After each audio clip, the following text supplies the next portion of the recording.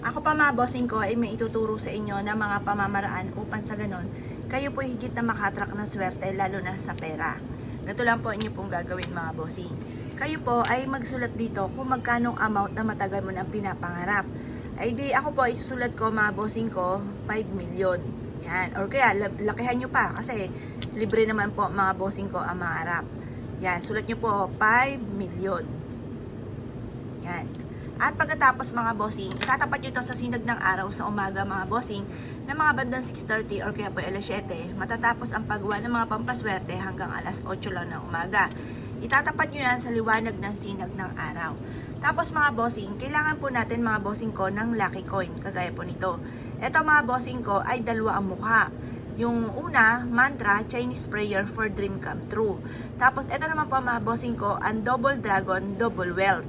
Ang dragon ay good luck sa lahat. Ito ay bilog para tuloy-tuloy ang pasok ng swerte at ang butas ay tagusan ang kamalasan. Ilalagay nyo lang siyang ganyan mga bossing. Kaya pumwesto na po kayo sa gawing silangan ninyo na nasisinagan siya ng sinag ng araw mga bossing. At pagkatapos mga bossing ko, iikot po natin, kailangan natin ng 7 lucky coin. Yan. Yung nasa gitna, yung may mantra, yung Chinese prayer. Tapos, iikot natin yung 6. Tapos yung pang-7, yun yung nasa gitna mga bossing. Yan. Kailangan natin ng lucky coin, kahit yung mga mumurahing lucky coin lang. Yung ganito mga bossing, hindi siya brass mga bossing ko, yung pinaka lucky coin. Parang ano lang siya, simpleng ano lang siya mga bossing yan. Manipis po siya kasi may mga special na lucky coin din yung mga makakapal. Kahit ganyan, pwede na po yan. Pang-attract lang natin ng swerte. Yan po mga bossing, ganyan.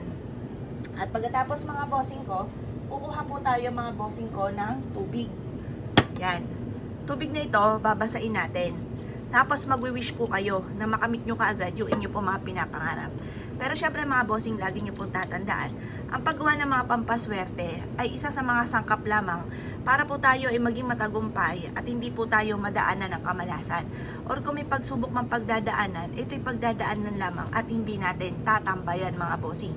Lagi nyo ibukas sa bibig ang lahat ng inyong mga pinapangarap. Sabihin nyo po, yayaman ako at magiging matagumpay, matutupad lahat ang aking mga pinapangarap. Pero syempre, pagtatrabahuhan po natin yan, pagkakayuran natin yan mga bossing, hindi basta pangarap lamang. Kailangan sipag at tiyaga talaga sa kung gusto mo na makamit ang mga pinapangarap ninyo mga bossing. Pagtapos ibilad nyo lang siya sa sinag ng araw na ganyan mga bossing. At pag ito'y natuyo na hanggang alas 8 lamang, ito po itupiin po ninyo at isiksik nyo po ito sa mataas na lugar sa gawi ng malapit sa inyo pong pintuan. Ito pa mga bossing ko ay makaka-attract ng swerte at makakapagpataboy ng kamalasan. Mabilis sa pagpapatupad sa lahat ng ating mga pinapangarap. Masasabi ko lamang po mga bossing, kung marami kang pangarap ay marami rin ang pagkayod. Kasi may mga kilala ako mga bossing ko na talaga namang hindi naging matagumpay dahil napakarami nilang pangarap. Pero ang kayod nila, konting kembot lamang, ay pagod na at sumusuko agad sa hamon ng buhay. Ngayon, kapag ganun na sitwasyon mga bossing, huwag kang umasa na makakamit ang mga pinapangarap.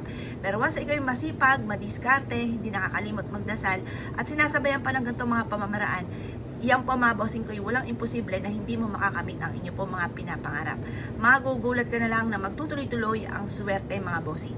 Kung kayo po isa sa mga niniwala at nais nyo po itong gawin, huwag na kayo magpatumpik-tumpik pa. Subukan nyo po ito, proven po ito mga bossing. Kaya kung pinaniwala mga bossing, ay siya. Good luck po sa inyo po lahat.